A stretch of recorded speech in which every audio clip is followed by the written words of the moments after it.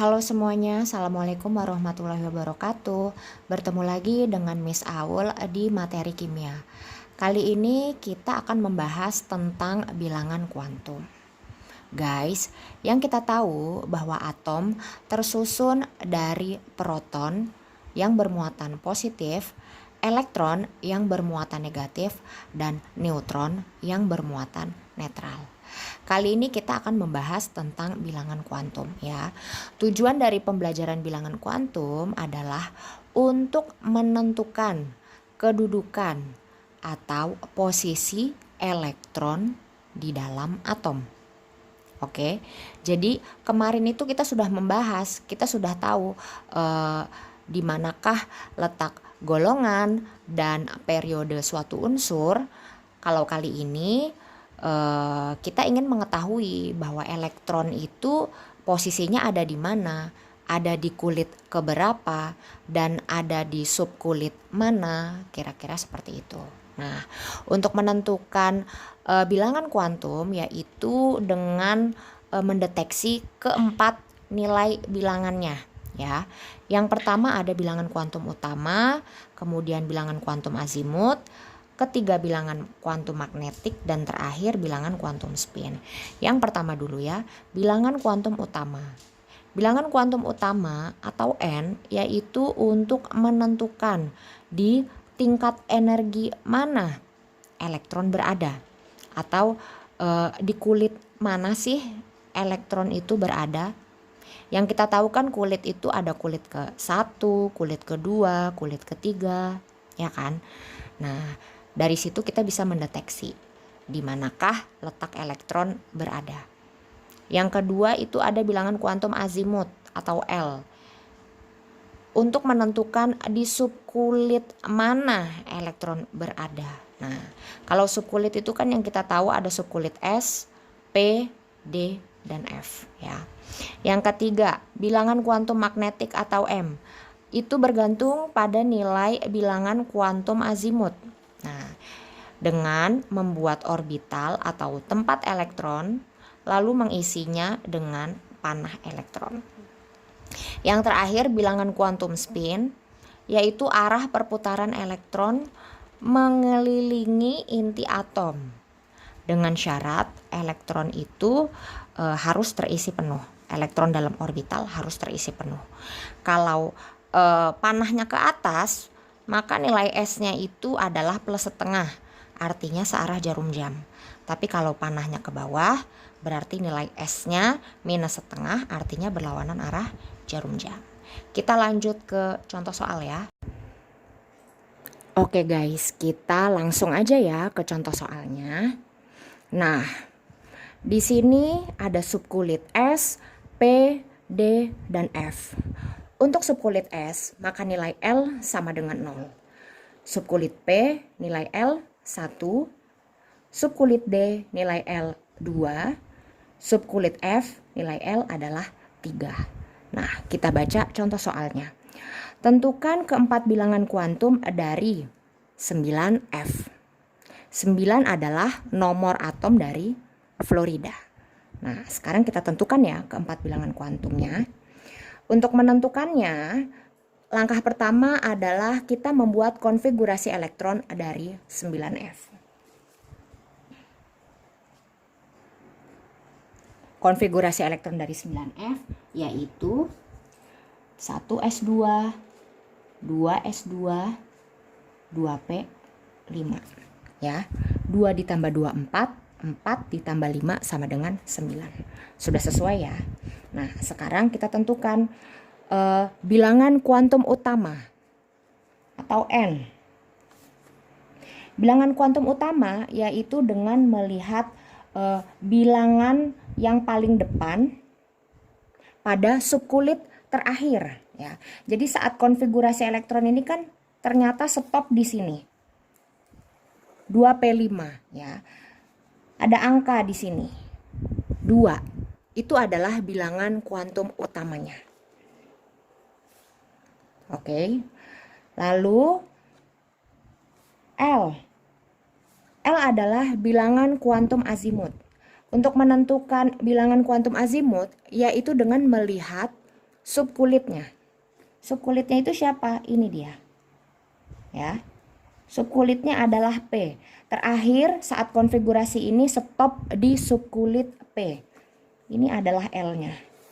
Oke, ya. Nah, untuk subkulit P ternyata nilai L itu sama dengan 1. Maka di sini kita tulis 1. Nah, seperti itu. Sekarang bilangan kuantum magnetik M. Bilangan kuantum magnetik ini tergantung atau dengan melihat nilai dari bilangan kuantum azimut. Nah, ya. Di sini kita membuat orbitalnya. Karena nilai L adalah 1, maka kita buat dari bilangan yang paling kecil atau yang paling dasar. 1 berarti minus 1. Minus 1, 0, 1 ya.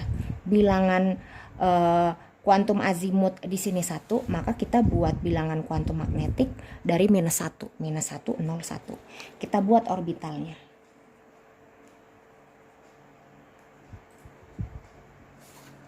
Sudah ya? Kalau sudah, bagaimanakah kita mengisi bilangan kuantum magnetik ini? Yaitu dengan melihat pangkat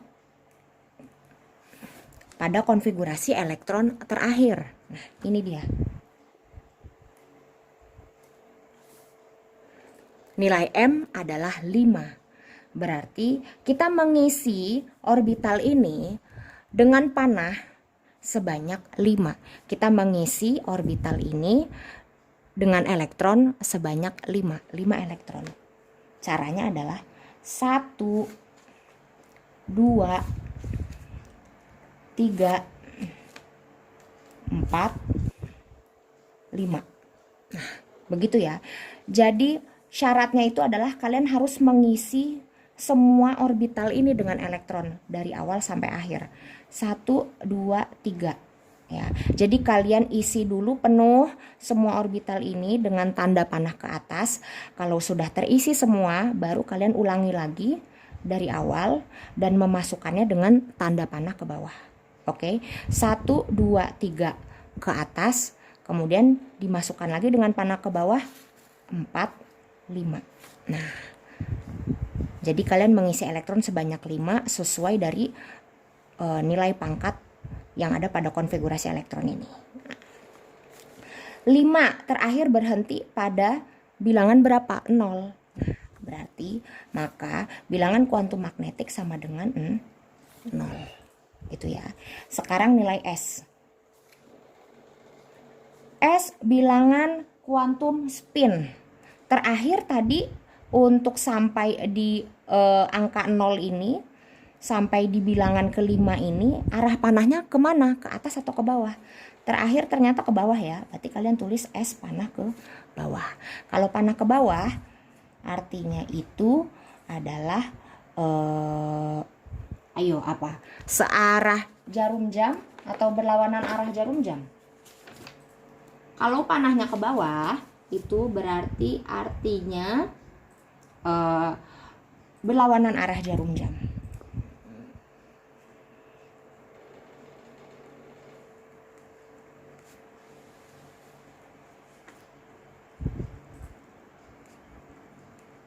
Berarti elektronnya itu berlawanan arah jarum jam saat mengelilingi inti atom ya.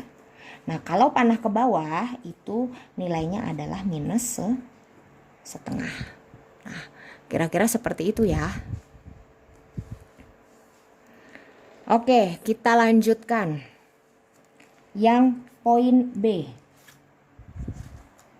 27 CO kobalt. Bagaimana cara menyelesaikannya? Bagaimana kita bisa tahu masing-masing keempat bilangan kuantumnya? Jadi langkah pertama yaitu kita membuat konfigurasi elektron. 27 kobalt.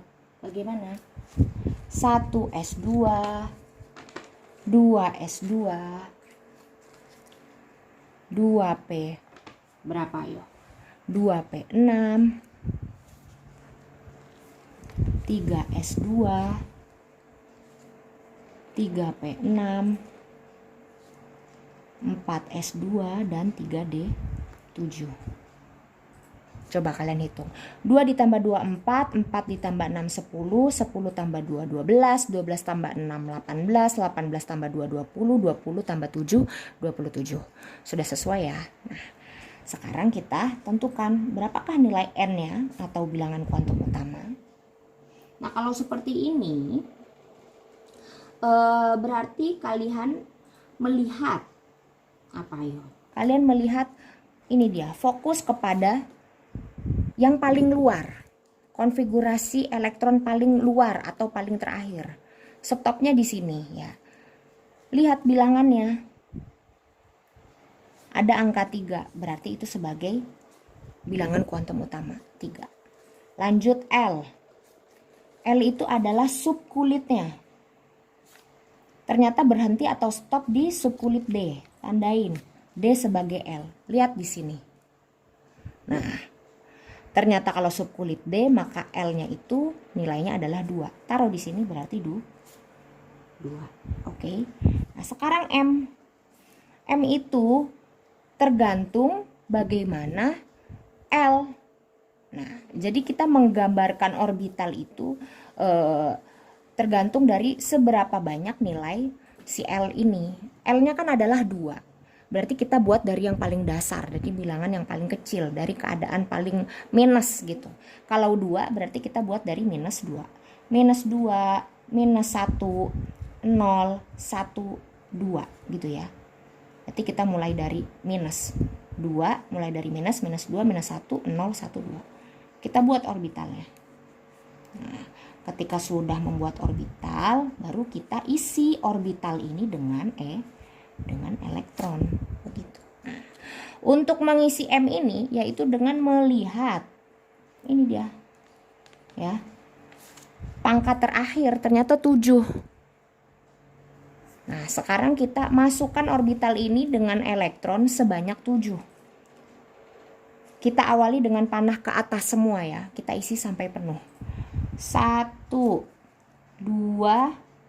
3 4 5 6 7. Nah, terakhir di sini yaitu di orbital minus 1. Nah, berarti kita tandain di sini M nilainya sama dengan minus 1. Jadi saat kita memasukkan elektron sebanyak 7 ternyata berhenti di orbital minus 1. Tulis di sini minus 1. Terakhir S. Arah perputaran elektron. Kemana? Apakah searah jarum jam atau berlawanan arah jarum jam? Nah, terakhir tadi sampai bilangan 7 arahnya ternyata ke bawah. Kalau ke bawah berarti artinya perputaran elektron itu berlawanan arah jarum jam dan nilai S-nya berarti minus setengah. Gitu ya kira-kira. Mudah-mudahan kalian paham.